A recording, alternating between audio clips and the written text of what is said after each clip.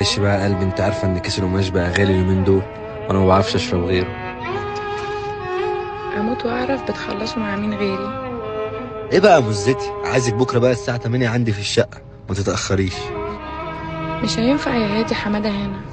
يلعن ابوه، ما تتصرفي. بقول لك ايه، ما تخلينيش اتعصب عليكي. حاضر حاضر، اهدى على نفسك شويه.